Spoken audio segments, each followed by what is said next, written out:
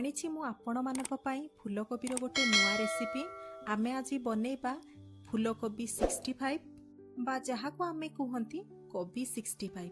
ताहले चलंतु वीडियो को प्रथमरु शेष पर्यंत देखिया पई आपण मानकु मोर अनुरोध रहिला। खाइबा पई क्रिस्पी आ टेस्टी लागिबो।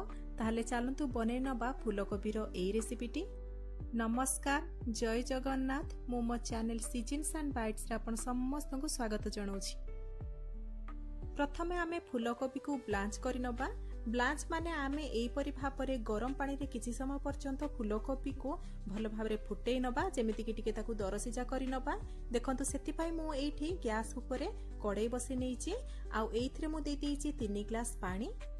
एबे आमे सेइथिरे पकै नबा किछि मात्रा रे लूण, पाखापाखी हाफ छोट चम्मच मु एइथिरे लूण पकै नेइछि।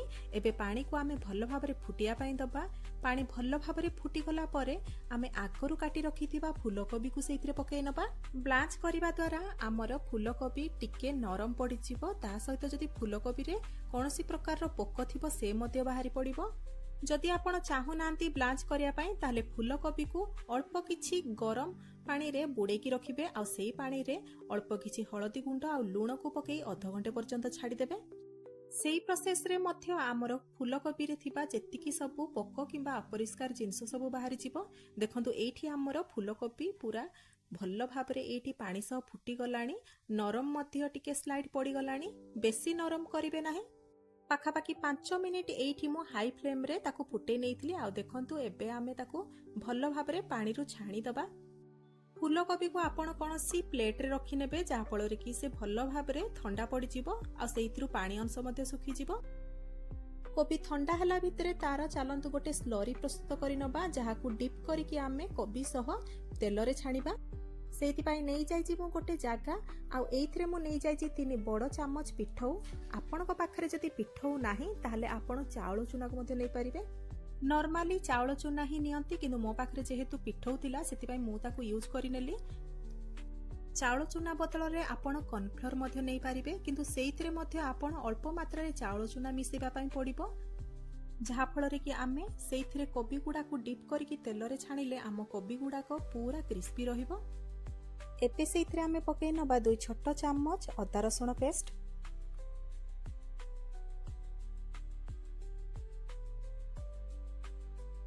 एबे सेइथिरे आमे पकै नबा गोटे छोट चम्मच धनिया पाउडर आ ता सहित पकै नबा हाफ छोट चम्मच हळदी गुंड।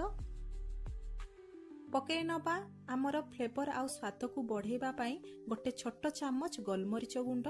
गोलमरिच गुंड को आपण निहाती पकेबे। पकै नबा आमे सेइथिरे गोटे बड़ चम्मच टमाटो सॉस आ तार हाफ परिमाण रो पकै नबा आमे एठी सोया सॉस। एबे पकै नबा सेइथिरे स्वाद अनुसार लूण। आपण देखिकी लूण रो मात्रा रखिबे, काहेकि ना सोया सॉस हमर लूणिया लागे। आ शेषरे आमे एठी पकै नबा गोटे छोट चम्मच गरम मसला गुंड। एबे एई सब जिंस को आमे अल्प अल्प किछि पानी देकी ताकू गोटे स्लोरी बनै नबा। स्लोरी टी को आपण बेसी मोटा रखिबे नाही किबा बेसी पतला रखिबे नाही। देखंतु एई परी कंसिस्टेंसी आपण स्लोरी रो रखिबे। एबे मो सेइथिरे पकै नेछि गोटे बड़ चम्मच मैदा। मैदा पकै देकी आमे भल्ल भाबरे ताकू मिक्स करि नबा, जेमिति कि मैदा पूरा भल्ल भाबरे स्लोरी रे मिक्स हेइ जिवो। मैदा को मिक्स करि सारला परे आपण जदि देखिबे स्लोरी टी बेसी मोटा लागुची, ताहले अल्प किछि पानी पुणी थरे मिसेई कि ताकू पुणी थरे रनिंग कंसिस्टेंसी रे आनिबे। एबे पकै नबा आमे कोबी 65 रो सबुठु इंपोर्टेंट इंग्रेडिएंट, जहा कि होची हमर भृसंग पत्र। कोबी 65 रो रेसिपी रे भृसंग पत्र को निहाती आपण पकेइबे। या बिना एई रेसिपीटी पूरा इनकम्प्लीट। सेति पई देखंतु मु एठी कोळिया छोट भृसंग पत्र को आनिकी पकेइछि, किंतु आपण जदि बड़ भृसंग पत्र को पकौथबे ताल ताको टिके टिके काटिकी पकेइबे। भृसंग पत्र को पकै देकी आमे भल्ल भाबरे मिक्स करि नबा। एबे देखंतु मु गोटे कोबी आनिकी देखौछि। एई परि भाबरे आपण तार कटिंग रखिबे, माने एई परि भाबरे तार स्लोरी रो थिकनेस रखिबे। एबे देखंतु मु तेल गरम करि नेइछि। आ तेल हमर भल्ल भाबरे गरम रहबा दरकार। ता सहित हाई हीट रे आमे एठी गोटिए गोटिए कोबी को कटिंग रे बुड़ेकी बा डिप करिकि आमे तेल रे पकेइबा। जेहेतु कोबी को मु ऑलरेडी ब्लांच कर देइथिली, सेति पई कोबी एठी भल्ल भाबरे क्रिस्पी फ्राई होबा पई बेसी समय लागिबो नाही। कोबी भल्ल भाबरे सब आड़ को क्रिस्पी आ लाल हे गला परे आमे भल्ल भाबरे ताकू तेल रु निगाड़ी के बाहर करि आनिबा।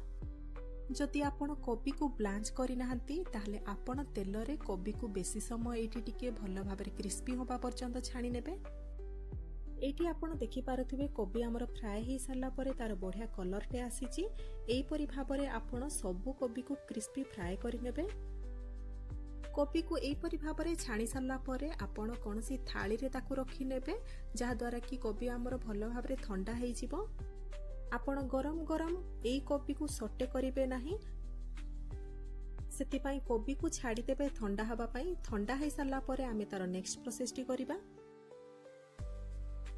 एबे एठी देखंतो एई परि भाबरे सबु कोबी गुडा को मु छाणी नै जे आपण चाहिले एई परि भाबरे कोबी रो पकोडा करिकि मध्ये खाइ परिबे।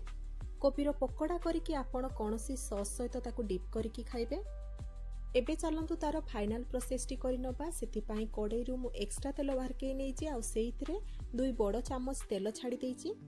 तेल गरम हेइ गला परे मु पकेइ नेइची सेइथिरे अल्प किछि भृसंग पत्र, ता सहित पकेइ नबा एथिरे 2 रु 3टी कंचा लंका जहाकू मु एठी छोट छोट पीस करिकि काटि नेइची। एबे पकेइ नबा आमे सेइथिरे 5 रु 6 कला रसुण जहाकू चॉप करिकि मु एठी काटि नेइची। ता सहित हाफ इंच अदा ताकू मध्ये मु एठी चॉप करिकि पकेइची। अदा पकेबा पूरा ऑप्शनल।